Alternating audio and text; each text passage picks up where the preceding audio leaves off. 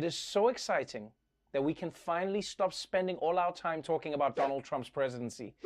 Yes, instead, we get to talk about cleaning up the mess from Donald Trump's presidency. It's history in the making once again as Capitol Hill prepares for the second Donald Trump impeachment trial. Once again, the House impeachment managers will take the long walk across the United States Capitol to deliver the one article of impeachment to the United States Senate. The Senate will conduct a trial of the impeachment of Donald Trump.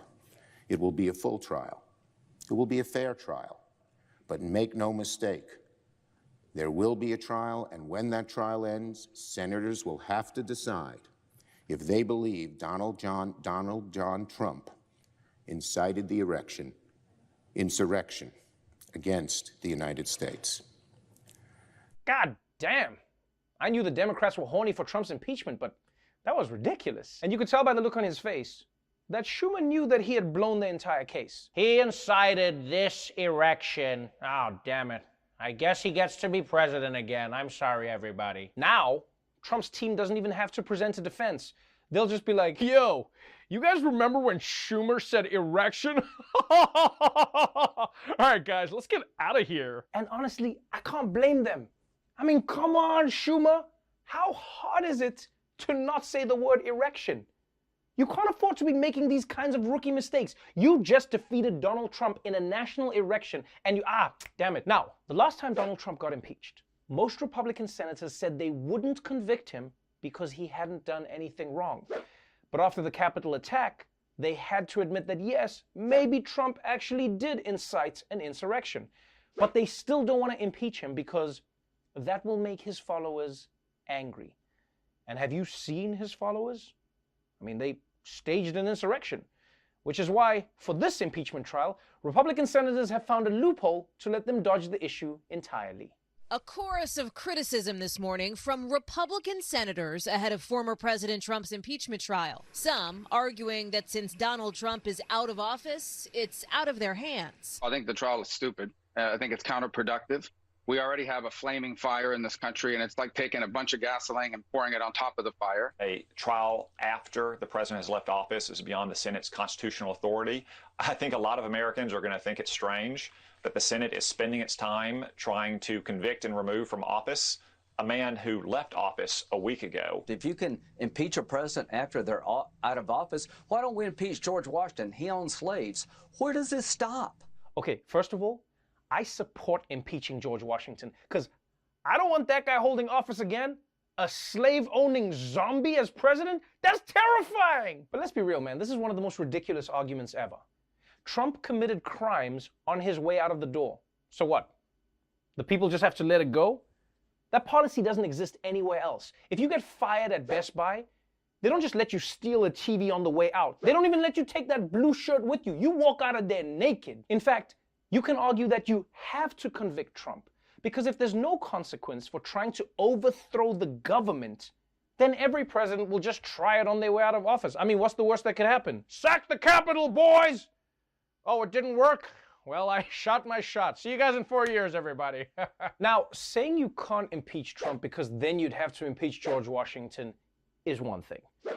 But one of Trump's top supporters had an even wilder argument. You can't impeach Trump because then you'd have to impeach everybody. House Minority Leader Kevin McCarthy is facing backlash for new comments that he made in the wake of the deadly Capitol riot. I thought the president had some responsibility when it came to the response. If you listen to what President said at the rally, he said, demonstrate peacefully. I also think everybody across this country has some responsibility. Think about 4 years ago after the President Trump was sworn in. What happened the very next day? The title was Resist, with people walking in the streets. Everyone across the country's responsible? Everyone across... Whoa, my man. Don't bring me into this. I wasn't even near Washington. I was busy at home seeing if you could make waffles out of chocolate bars. And then I was busy calling the fire department because the answer is no. But this is unbelievable. The GOP is supposed to be the party of personal responsibility. Isn't that their thing? But as soon as their members do something wrong, they start talking like Buddhists. When you think of the oneness of all things, then Donald Trump is as guilty as the blooming flower or the flowing river. If we convict Trump, we must convict nature herself.